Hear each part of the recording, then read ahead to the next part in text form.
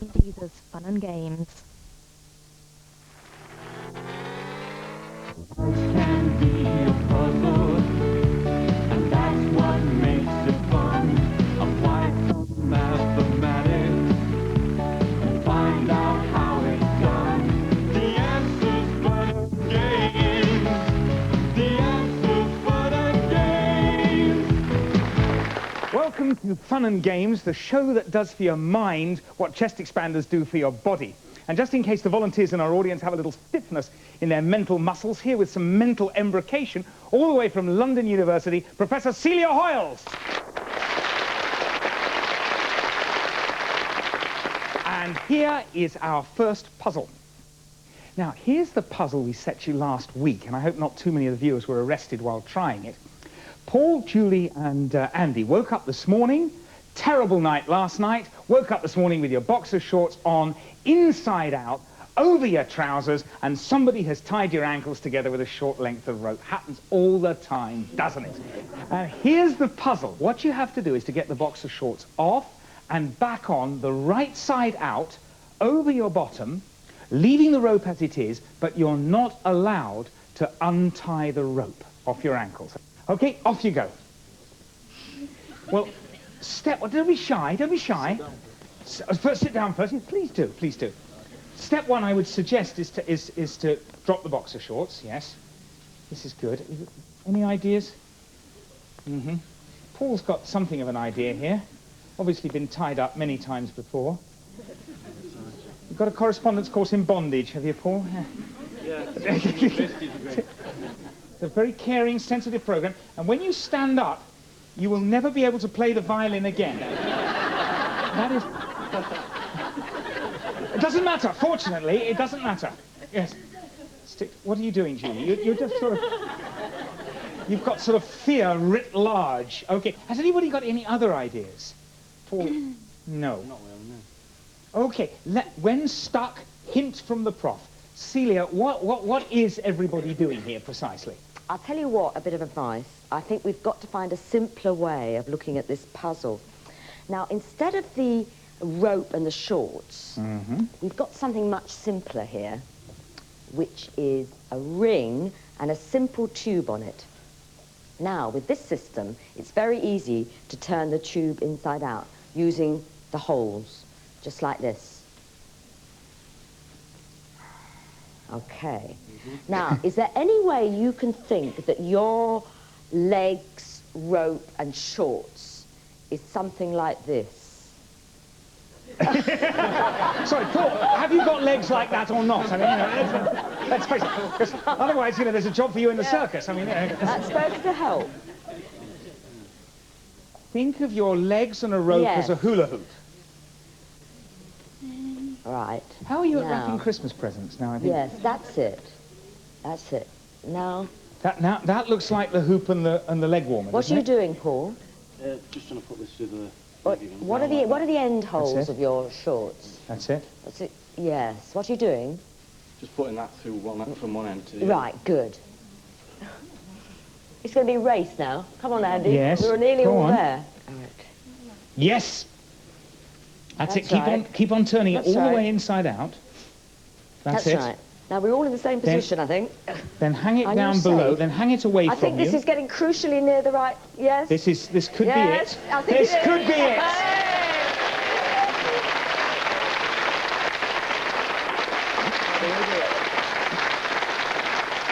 That's it, Julie. Now you've got it. Now you've got it, Julie. Yes. Now, where That's should we put it. our legs? And Paul? now put the waistband away from you, Yes. and put your legs in. That's it. That's That's right. it. That's right. Nobody helped them, did they? No. Now, you can you see how to do it, Julie? There we are. Oh, great. And now you pull up. Yes. Yes, together. Right. Very nice. Well done, Saba.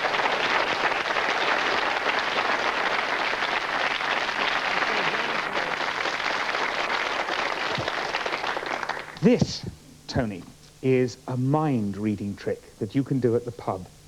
I'm reading your mind now. You're thinking, no, I can't. And I'm just going to read your mind. It's very simple. It's not going to... Tony, could you stop thinking that for the moment, please? Please, thank you. Now, what we have here is 5 coins that are sort of like heads and tails. What I want you to do, you can try this in the pub, you know, if you've got 5 coins. After the budget, nobody will have, but there we go. If you can just throw those down, any order in sort of in the middle here so that we can see them. Throw them down, yeah, at once. Well, that's sort of near the middle. Okay, now, what I'm going to do is I'm going to read your mind. Then while I'm reading your mind, I'm going to turn my back on you. While my back is turned, I want you to attempt to confuse me by turning pairs of the coins over, like this. You can turn them over as many times as you like. You can turn over as many as you like, which ones as you like, as long as you turn them over in pairs. I'm still reading your mind, Tony, and don't think that. That's nasty. Okay. Then before I turn back again, I want you to cover one coin with your hand, okay? Right. When I turn back, I will tell you whether that coin is a head or a tail. You got the rules? Yep. Pairs, and then before I turn back, cover one with your hand, and I will tell you. Okay, I'm still Tony, stop it. I'm still reading your mind. Okay, I'm going to shut my eyes, turn my back, turn as many pairs over as you like. Concentrating very hard. I can tell, your mind is still turning the coins over. No, I think it's stopping. I think you could stop now. Okay, cover one coin. Okay, have you covered one coin? Yep. Okay, I'll turn back. I can't see anything. Oh, I've got my eyes closed. Okay. Tony, I'm going to read your mind. The coin that you have covered is a head. Take your hand off and let's see. It's a head! How does he do it?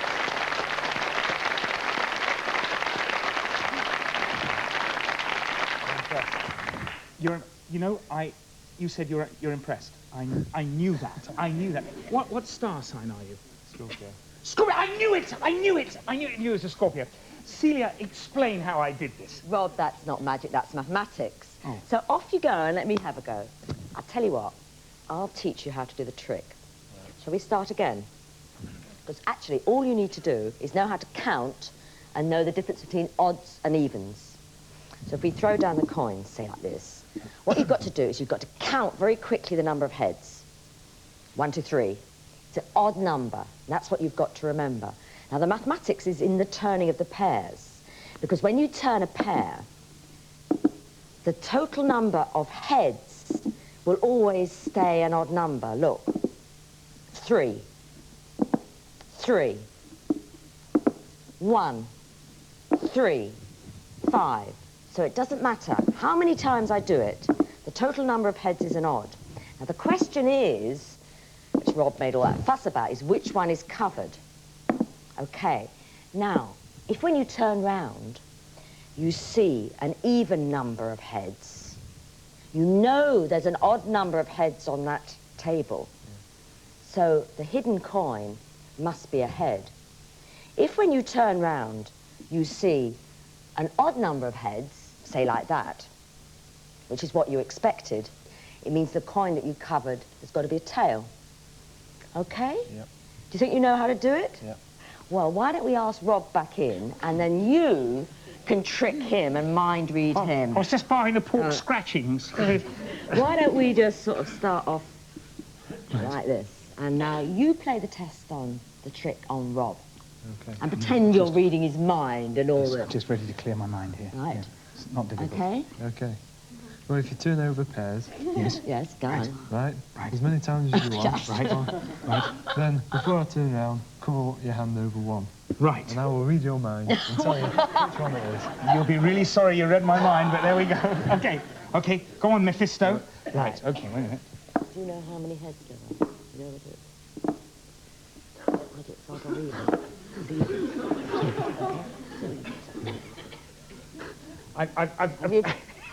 Okay, got it? Turn again, Whittington. I've finished Mephisto, and I've covered one coin with my hand. That's my hand, and there's a coin underneath it. It's... hang on. It's a head. It's a head. It's a head! Oh, how does he do it? It's a miracle! Well done. You did that really nicely.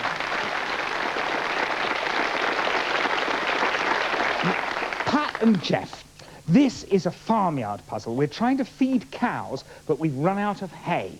So if you'd like to walk this way, carefully, I'll explain the situation. What we have is 3 sheds full of cows.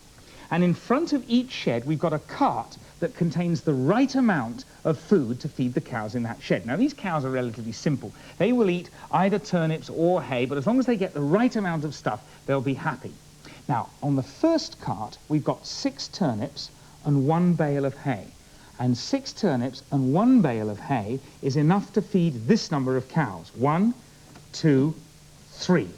Okay, 6 turnips, 1 bale of hay feeds 3 cows. In the second shed, we've got 6 turnips and 2 bales of hay. And that's enough to feed this number of cows. 1, 2, 3, 4. You see, we bought these cows from a rifle range, so they take quite a long time to arrive. Okay, 6 and 1 bale of hay feeds 3 cows. 6 turnips and 2 bales of hay feeds 4 cows. Here's the puzzle.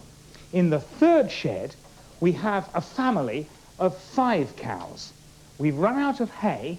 We've only got turnips. How many turnips do we need to feed 5 cows? If 6 turnips and 1 bale of hay feeds 3, and 6 turnips and 2 bales of hay feeds 4.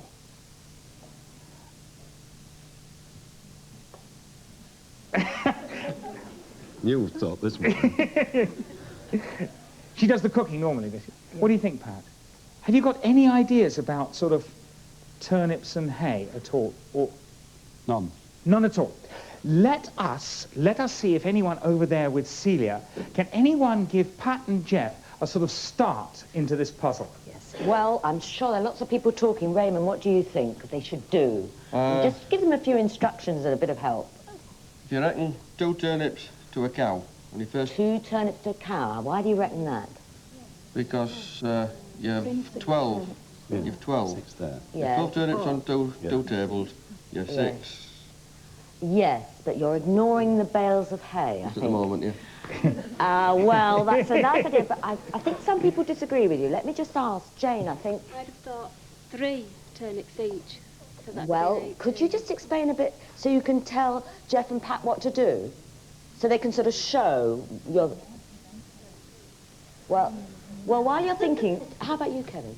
I think that if you don't have to split the hay No, you can't. and the turnips up, you could feed on the first tray. You could feed 2 cows, 3 turnips each, and 1 bale of hay, and Yes. therefore on the second one with the 4 cows, Yes. that would leave 3 turnips again for 2 each of the cows, and a bale of hay each for the other 2. Yes, that looks possible. Can I ask a few more people and come back? How about you? Matt? Well, if they're anything like me, I'd eat a lot, so... Well, that's not very helpful for Jeff and Pat. How much is the How lot? about you, Joan? Just compare those first 2 sheds. Not a clue? What's the difference between the first 2 sheds? Bale of hay. A bale of hay and 1 cow. 1 cow. So, we want to get something with just cows and turnips, folks. How about you, Larissa? Put one cow in each other shed so that and share the other out with I the don't other think the 3. cows are movable. But what do we know? We know one... Yes, Sheila. What about if you work on that there's 3 turnips for each cow and 1 bale of hay in the middle one? Yes. So that's the 4 of them are fed. Yes. Right. Could you just say that again really clearly so Jeff and Pat can hear? Right, so there are 6 turnips. Yes. If 2 of the cows ate 3 turnips each, Yes. and the other 2 cows had a bale of hay each, Right. that's all 4 cows fed. Happily. Yeah. I think that sounds Okay. wonderful. So if we've only got potatoes here, turnips actually. sorry, turnips here, and no hay, Yes. then we've got to have 15 turnips. Yeah. Wow, I think that sounds wonderful. Shall we give a quick demonstration of that? If we repeat exactly what you just said, 1 bale of hay and Let them 1 just say- cow, take that one away as well, and take that cow away. Is this what you mean? So now we've got 2 cows and 6 turnips. Is that it? Right. Is that it, Sheila? That's right. Sheila, you say then how many turnips are under this cloth? 15. 15? Are you available for milking at 4 a.m. tomorrow morning? Because it's 15. Well done. Thanks very much indeed.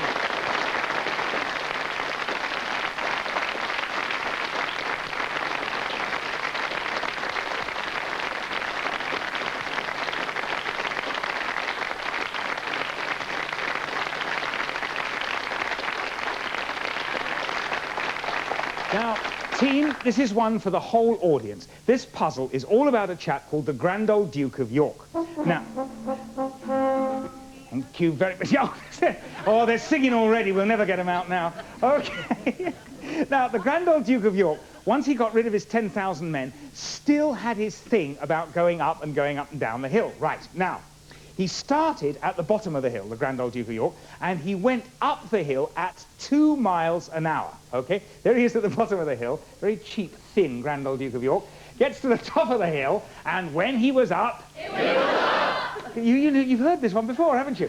And having gone up at 6 miles an hour, 2 miles an hour, I beg your pardon, he came down much quicker at 6 miles an hour. And when he was down... But he took his tablets and he felt a lot better. Now, here is the puzzle. He went up at 2 miles an hour, he came down at 6 miles an hour. What was his average speed for the whole return trip up and down the hill? What was the average speed? Celia, does anybody in the audience know the answer? Well, I'll find out, Jackie. What do you think? Just get some... 4 miles an hour?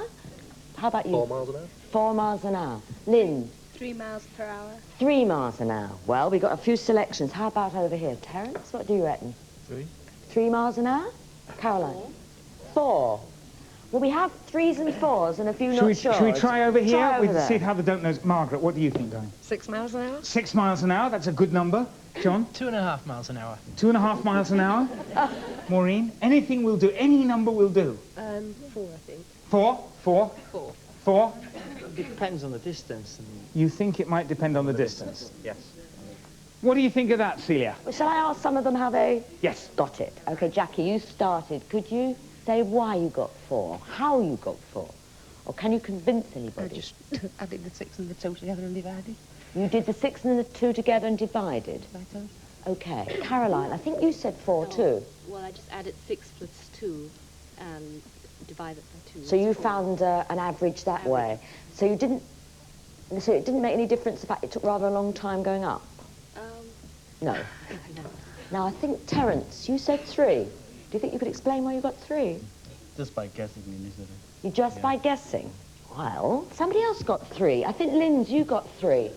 How did you get 3? I divided the 6 by the 2. You divided the 6 by... Why did you do that? Right. Just by chance. Seemed like a good idea at the time, right? Yeah. Well, you see, I think we'll try a hint. I mean, somebody said that perhaps it depends on the distance. It doesn't, but it helps to put a distance in. So let's suppose that the distance up that mountain is 6 miles. Then we can do some calculations. Now, perhaps that will help. Terence, you want to have another go about thinking about your answer? There's 6 miles to go up the hill. Right. If you go up by 2 miles per hour, That's it takes correct. you 3 hours to go up the hill. Right. And 6 miles per hour coming down. Yes, takes very you another fast. 1 hour. Yes. Altogether, it takes you 4 hours. Yes. And the total distance is 12 miles. Yes. So average speed is 3 miles per hour. Exactly. So 3 let's miles an just hour is check. Terence's answer. Behind this folder, the reveal proof is well right. done. What a relief.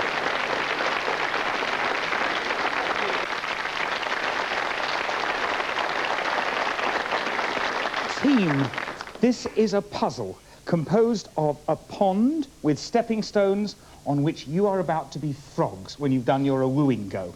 So perhaps to start off, you'd like to walk on and get onto your stepping stones. First of all, start off, follow Ian all the way round. That's terrific. Ian, Julie, Adam and Liz. Okie doke, follow round. Now, sadly, you are on the wrong stepping stones. We've got you in this order, 1, 2, 3, 4, going round this way. Actually, we want you in this order, 4, 3, 2, 1. And to make it easier, we've put the numbers on the stepping stones, okay? So you have to rearrange yourselves to get into the correct order. You can do this by stepping onto any empty stepping stone you like, okay? But you mustn't cross the flamingos. You mustn't leap through the flamingos. So you couldn't go from stone number 2 to stone number 4. And you couldn't go from stone number 3 to the blank stone. But anything else is okay, all right? So you've got to rearrange yourselves from 1, 2, 3, 4 into 4, 3, 2, 1 using any blank stone. You can't have 2 frogs on 1 stepping stone. Okay? All right, now who's going to be leader? Who's going to be boss? Ian, you're going to be boss frog? Yeah. Did you want a quick word from the professor to give you a hint?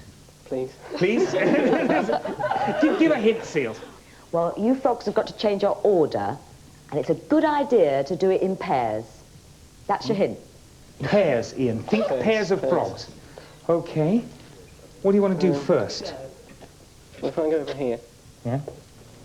Very promising. Do you want me to come over here? I do.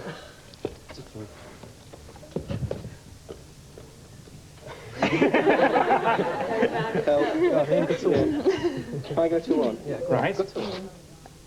We could go on like doing that this forever. This is nice, isn't it? It's like Sunday night at the London Palladium, isn't it, really?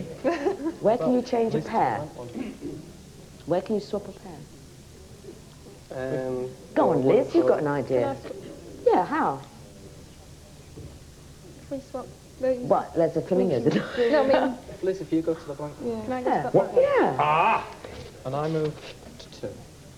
Okay. Julie goes to... Yeah. Have you changed the order? You just swapped over, and I think... Yes, you have. Yeah, the moon. Well, if If I Liz... go on to there, Liz goes to there. you go to... If I go to there, Julie moves to 2. Right. Number 2. Yeah, second. So what are you doing, actually, Adam? Do you know? You've done something, haven't you? You've definitely done something. I think what you've spotted is this little bit here is important to change your order. That's where we can change the pairs. Exactly. You can change the pairs there, but you're in a bit of a... So it's... You need to swap places, Yeah. don't you? Yeah. So I go to 2. Well, you could. Go on. Jump. Right. What may now in? 1. You're 3, aren't you? You've got to come here. No, you go... Yeah, you come to 1. To 1. Yes. Across there. If I change places with you, You're going to change places? can I change places with... Yes, you can. If I change places with Adam, How do you do that? I'll Change go to places. the blank one. That's right. And you go... I go to 2. And you change places. Do you know what you're No, doing? you've got to come to that one. No, go to that one. Oh, dear. Well, let's just hang on. What order have we got? 2. And I go to there. Julie goes Okay, so we've got 1, 2, 4, 3. Right. Now, Nearly so there. we've got one pair that's wrong. How are you going to swap that pair down? 1, 2, 4, 3. Oh, yeah, Ian, go Yeah. to the blank one. Julie to 1. Yes, Yeah. keep them. You're in the right 4 to order. 2. That's it. That's it. Keep Ian going. to that one. Yes, good. Julie to the blank. Julie. Yes. No. Yeah. No. Yeah. You in there? You there? Ian No, there. we're still wrong. It's you. No, you go back there. Yeah. You come to this one. Me to 2 again. And you walk round. I move to 3. And Julie over there. Yes, now what? Right. Me to the blank one. And then we all move round. That's right. Yes. Yeah. 1, 2, 3.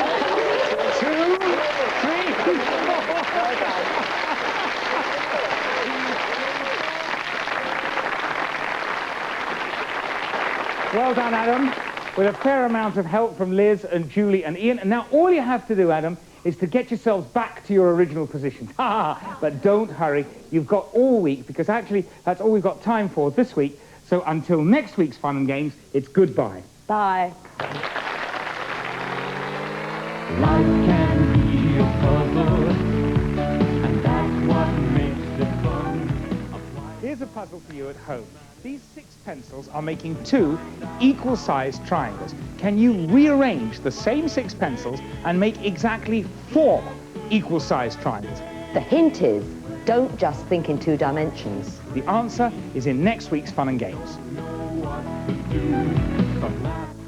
And you can see next week's Fun and Games at 5:10 next Monday afternoon. The answer